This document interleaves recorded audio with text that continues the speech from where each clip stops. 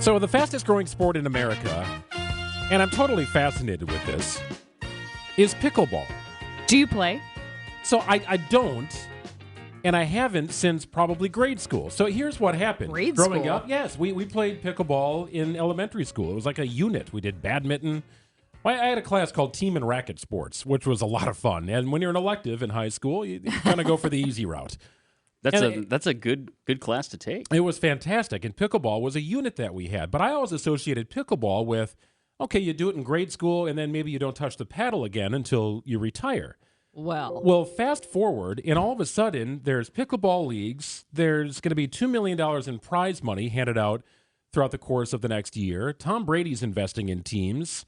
Kim Clijsters, a former tennis pro, is investing. Absolutely. LeBron James is all in on it, and it's like, when you say they're investing, are they building courts or what are they doing? Indoors? The perfect person to talk to about this whole thing is a good friend of mine. Her name is Laura Gainor. She's the founder of Vossberg Gainor. It's the first of its kind pickleball marketing agency. Well, looky there. And also, she has created Pickleball in the Sun, your source for everything you need to know about pickleball. Hey, Laura.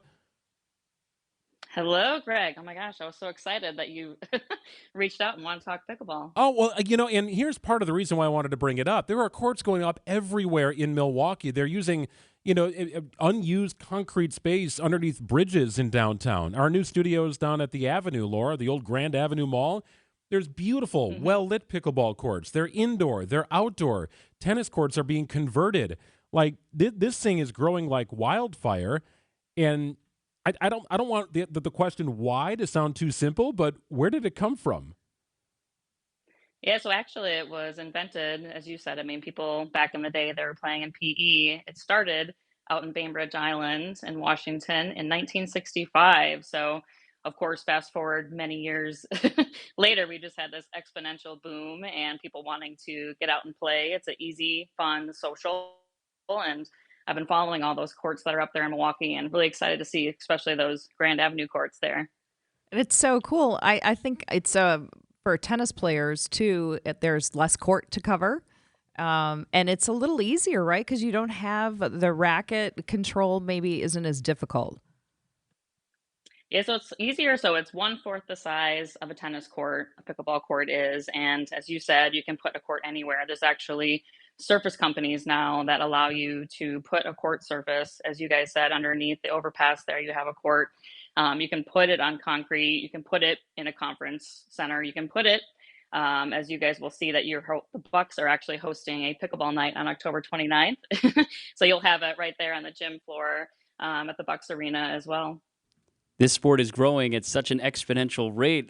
How are you controlling the excitement as far as leagues and the types of people and classes that you guys are setting up?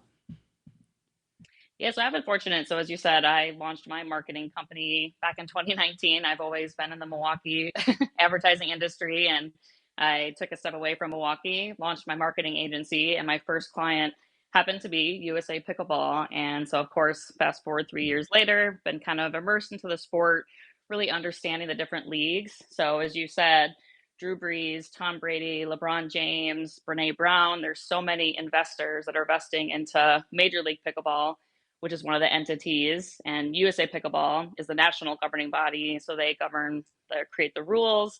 You can go on their website, usapickleball.org, learn how to play, find one of the volunteer ambassadors in your area that you can teach you how to play. So there's so much growth, so much excitement in the sport with these investors. And then we also have these 2 pro tours, the APP tour, which is a sanctioned tour with the USA Pickleball, and then a PPA tour, one separate tour as well. So there's just so many people getting us excited about the sport on the professional side, on the amateur side, and tournaments. And then, of course, we love all of our rec players as well.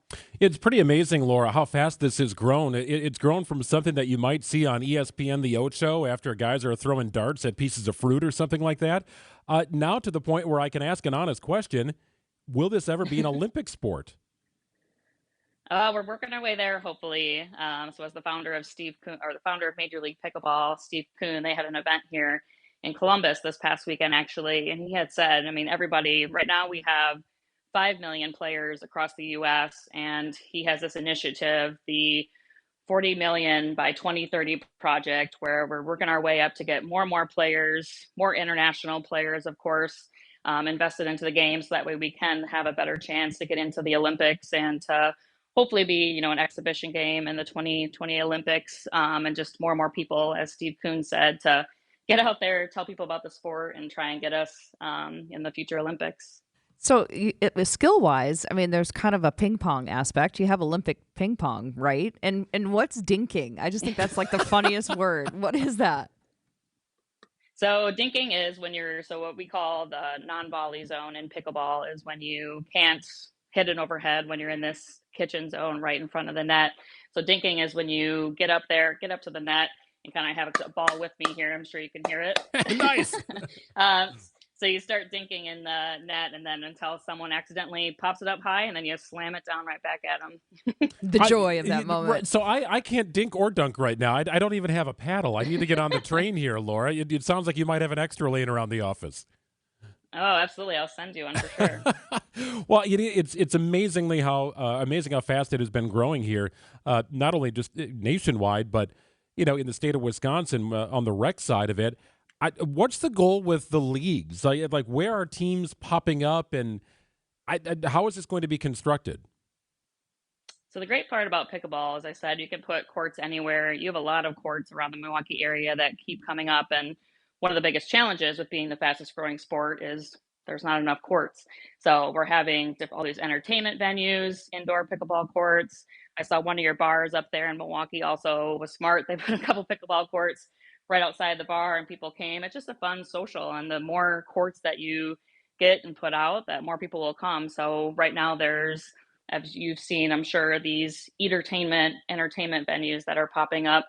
One of my clients, Real Deal Pickleball Clubs, they're opening up all around the Midwest. Wait, was that Real Deal or Real Dill? Real Dill. So Real Dill. Get it? Real Dill. I thought you said deal too. It's dill. I had to ask. Maybe it's my part Wisconsin, now Florida accent. Good for you. Yeah, so go to playrealdill.com. And then, so these entertainment venues are popping up all across the United States, giving indoor courts, but that fun social aspect. So you can all go play pickleball. You can go get some food, go sit at the bar. Your kids can come and kind of play yard games like around the court. So it's just such a fun social sport that really everyone can play, which is why it's grown so fast. Laura Gainor is the founder of Vossberg Gainor, the first of its kind pickleball marketing agency and pickleball in the sun. Can I call you the queen of pickleball, Laura? I think that's a fair title. Put it on a business card. I'll take it, yeah. Laura, thank you so much. And when you get back to Milwaukee, you got to check out the courts here. They are everywhere, and they're really, really well done. I know you should play at Summerfest. We should put some courts up there. There you go. Hey, we're idea people here on the station. Sounds like a Laura. good time. We'll put you in touch. We have a Summerfest person coming on with us later today. We'll relay the comments Awesome. and try and get it going at the big gig. All right. Well, great to talk with you all. Yes, nice to talk to you as well. Laura Gainor, founder of Vossberg Gainor. Watson, I think you'd crush pickleball. I think you'd be fantastic at it. I was a big tennis player growing up. It's fun. I do pretty well with racket sports, but my favorite part about pickleball is my mom is obsessed with it. So obsessed. I mean, she plays like 3 times a week. Like she'll go out and join these like essentially hit-arounds. For an hour and a half, they'll have court space, and people will just move. Where is she playing? This is in the Philadelphia area. That's where I'm from originally. But I'll go and I'll just join my mom, and there will be people there that are 15 years old all the way up to 80 years old. And I'll compete with all of them because you don't have to have crazy movement around a court. It's really just about quick hands. I really do hear that the age thing is a big issue because everybody can play, and that you'll see mixing of ages. That's really neat. I just had a flash in my mind. We're here at the Avenue. We got food. We've got wine. We've got beer. Not around too far around the corner. How about an annual sip and serve event where all you do is you have a cocktail and a glass of wine? I am so like ready for that. Whack the ball around. Yeah. Dink and dunk, as Laura said. Dink and dunk. Pretty fascinating stuff. Pickleball sweeping the nation.